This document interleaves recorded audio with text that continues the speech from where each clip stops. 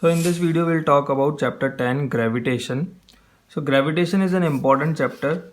Gravitational force of earth we'll study first. Suppose whenever we just release a stone from a height, so it accelerates towards the earth. If the stone accelerates towards the earth means some force is acting on it. So this force which pulls the object towards the center of the earth is known as gravitational force of the earth. So whenever a stone is released from a height, suppose if I drop this pen from some height, so some force will attract it towards the earth. So that means there is some force between two bodies. There is some force acting between two bodies.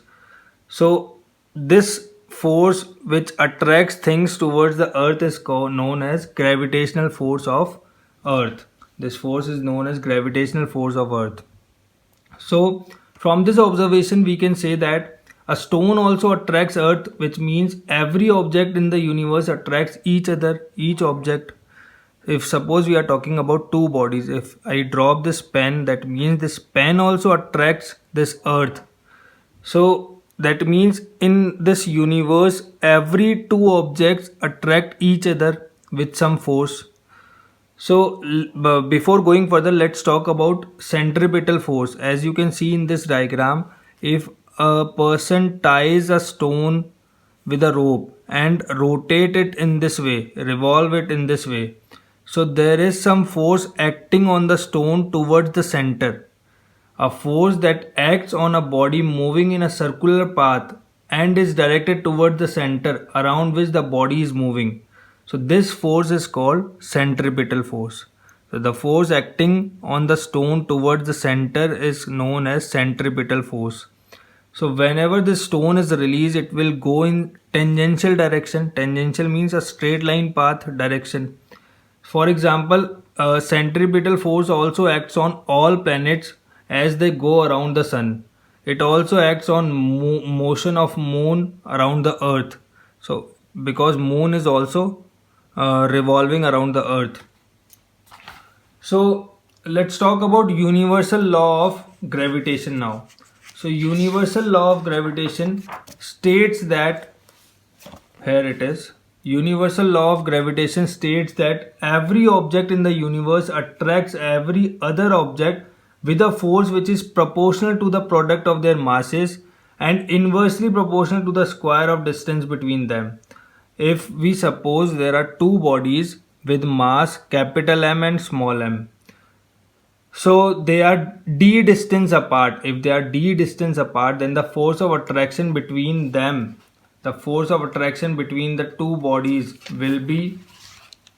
can be expressed as, we can say, F is directly proportional to, force of attraction between the two bodies is directly proportional to the product of their masses, M, capital M multiplied by small m, the product of their masses.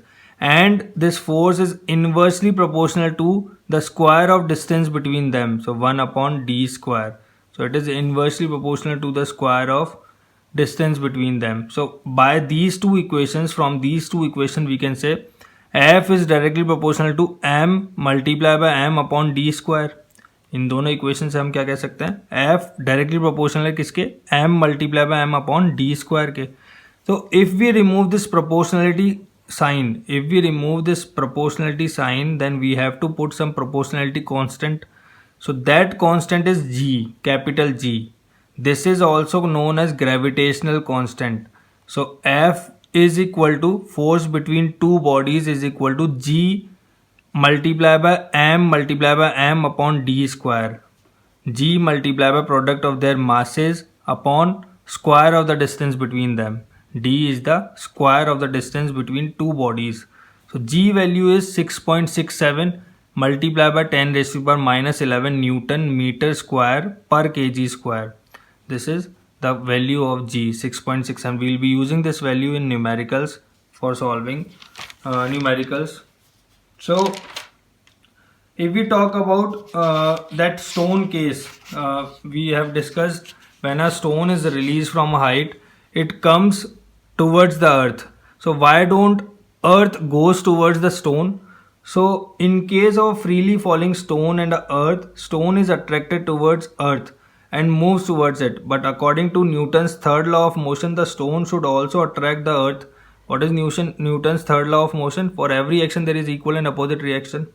So this is true. Stone also attracts earth with the same force, F is equal to ma. But due to very less mass of the stone, the acceleration A in its velocity is 9.8 meter per second square. 9.8 meter per second square is the acceleration because the mass of the stone is very less. And if we find out acceleration F is equal to ma, using F is equal to ma, so acceleration of the stone will be 9.8 multiplied by 10 multiplied by 9.8 meter per second square. So the acceleration of earth towards the stone is 1.65 multiplied 10 raised to the minus 24, which is very less and negligible. So it becomes negligible, the acceleration of earth becomes negligible as it is 10 raised to the minus 24 times. So we can't feel it. So let's talk about importance of universal law of gravitation. So importance of universal law of gravitation. The universal law of gravitation successfully explains several phenomena which are believed to be unconnected. Some of the phenomena are the force that binds us towards the earth. We all are stick towards earth. So there is some force which binds us towards the earth. So this is all because of universal law of gravitation.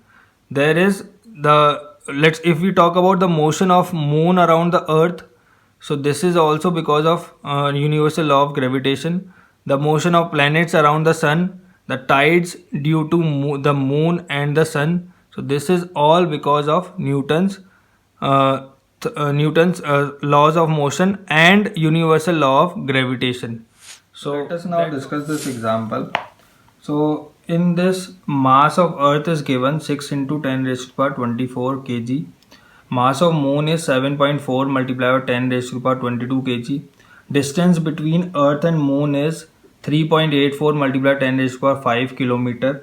And gravitational this constant is 6.7 multiplied 10 raised to the power minus 11 Newton meter square per kg square.